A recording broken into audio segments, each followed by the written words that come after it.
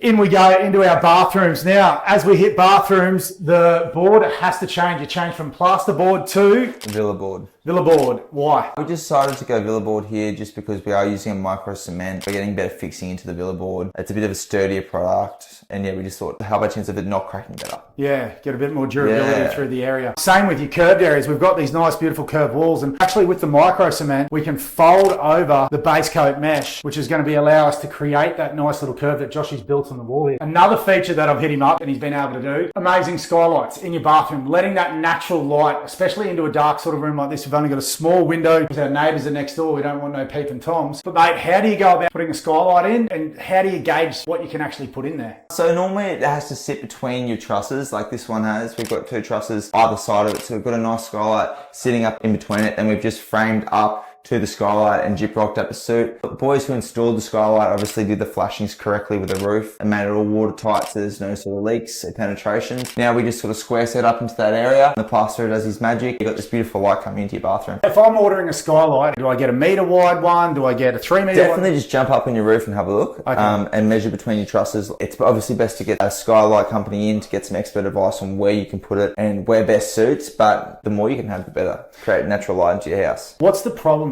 that you see with installing, like people DIY? A lot of the problems is the DIY, it just seems to be a lot of leaks and water issues coming through. It is obviously we're on an angle where we can get wind coming up, which obviously water and wind together is never a good combination. We've got rain coming down from the top, so there's a lot of areas for water to sort of leak through that roof and cause a lot of problems into your structural side of your trusses or even into your plasterboard, which is the last thing we want. Because water will find its way anywhere. It will. And if that's not sealed up all right, it can come in behind, start hitting your plasterboards, and you won't know because it'll congregate basically under your board for 6 months till you get a big downpour, and then it'll start showing up. And then next minute you could lose your whole roof. Yeah, you want to make sure you got the correct flashings and the correct insulation. Yeah, it's a big one. Once again, if you're going to Bunnings and trying to buy a little skylight or something like that, there are little tips and tricks that you want to look out for. But definitely your distance between your trusses, you need to have a look at that to make sure it'll fit first. And secondly, make sure you're getting your flashing and everything around your skylight on your roof nice and watertight because they're going to be your two main issues coming forward.